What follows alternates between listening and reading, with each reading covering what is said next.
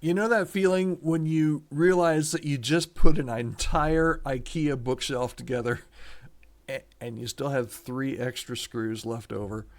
Uh, Transitions in ministry can feel a lot like that. They're confusing, they're frustrating, and they wonder if you did something wrong. But here's the thing: change is inevitable. And we're going to talk about that today, right here on the Healthy Church Staff Podcast.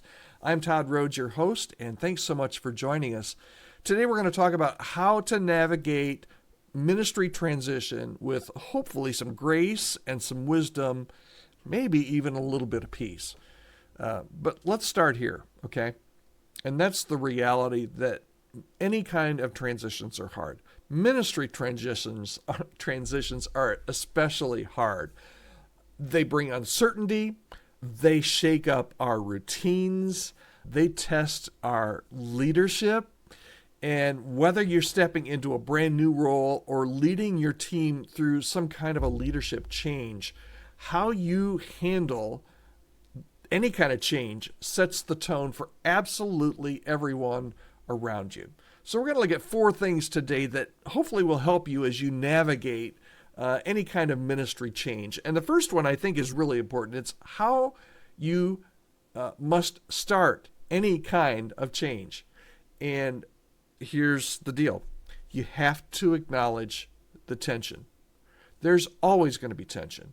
Change, even when it's good change, even when it's change that needs to happen, it's going to come with some tension.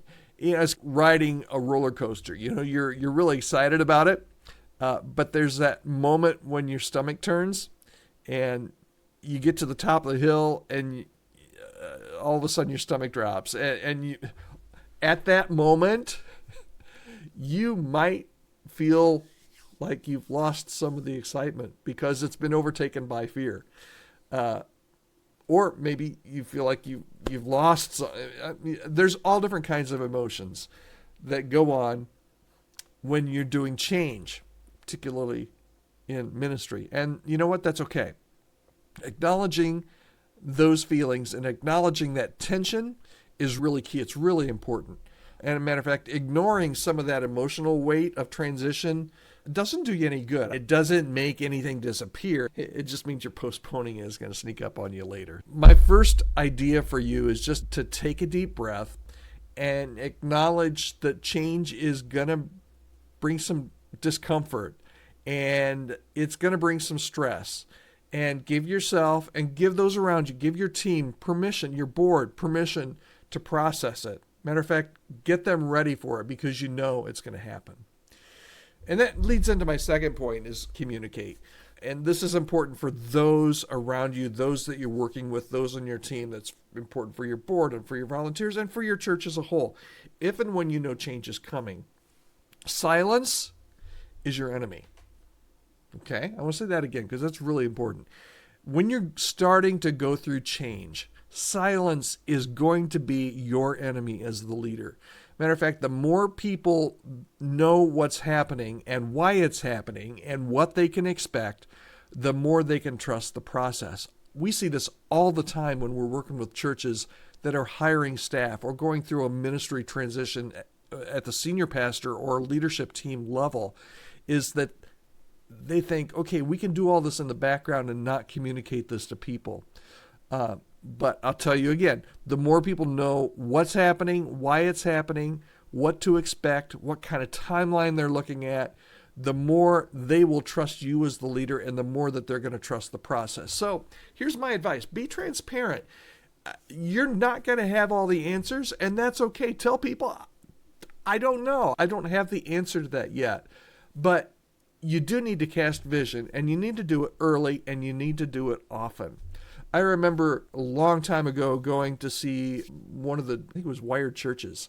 Tony Morgan, my friend, and Tim Stevens were at Granger Community Church, and they did this conference. Pastor Mark Beeson, he's no longer with us, but I remember him showing a clip of when they were doing their building campaign, and it was a real, it still sticks with me about, he was trying to say, hey, you've got to cast your vision early and often.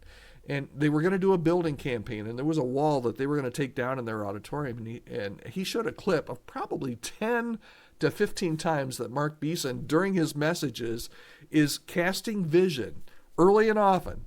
We're going to tear down this wall. We're going to tear down this wall. And then we're going to tear down this wall. And he kept saying it over and over. He said it early, he said it often, and you know what? They ended up tearing down that wall and building a beautiful, doubling their space. So remind people, you can't do it early enough, you can't do it often enough. Remind people where you're headed, what this change is going to bring about, and why you're doing it. And then, listen well, your staff hopefully will have some concerns and some questions for you. Encourage that, hear them out. I've seen transitions go south really fast because leaders just assumed that their people knew what was going on when in reality, nobody had a clue. It's all up in the leader's head. You need to keep your team in the loop. It makes all the difference. Okay? 2 more. Number 3, you need to lead. When you're going through change, you have to lead with stability. Change feels like you're trying. Have you ever tried to stand up in a canoe? It's next to impossible. You need stability or everybody's going to get wet. And as a leader, you can't control every wave that comes your way, but you can provide an anchor. So stick to your core values. Keep showing up consistent. Be a steady presence even when things feel shaky, because your team will take their emotional cues from you. And if you're panicked, guess what? They're going to panic. If you're steady, they're going to be more keen on trusting you for the process. So that's really important. And then finally, and this is important, you need to embrace the growth opportunity. Every transition is a chance to learn. And you as a leader, you're always going to learn something if you're looking out for it, okay? Maybe it's refining your leadership. Maybe it's trusting God in a deeper way. Maybe it's developing a healthier church culture. Transitions are where leaders are made. This is big if you let them shape you instead of break you. You're going to make mistakes, and that's okay. But you need to be open to what you're going to learn and take that and learn for the next time you go through change. Okay, here's your bottom line for today. Change is coming. Somewhere, somehow, some way. Change is coming for you and your church, and it's coming whether you like it or whether you don't like it. The good news is you don't have to just survive it. You can lead through it, and you can do so with grace. You got to acknowledge the tension. You need to over-communicate. You need to provide that stability as a leader, and you need to embrace that growth that change can bring. Okay, so if you or your church is navigating through any kind of a transition, particularly staff type situations, and you need some guidance, reach out to me. I'd love to hear from you, and we can hop on a Zoom call and see if there's any way that I can help you out, either myself or my team here at Chemistry. Reach out to me anytime, podcast@chemistrystaffing.com. I'd love to hear from you and help you think through the next steps. Okay, remember, transition and change in ministry, we sometimes look at it as the enemy, but it's not the enemy. It's really an opportunity. And you have what it takes to navigate it well if you follow these steps. All right, very good. Hope you'll join us again tomorrow here on the Healthy Church Staff Podcast. Have a great day.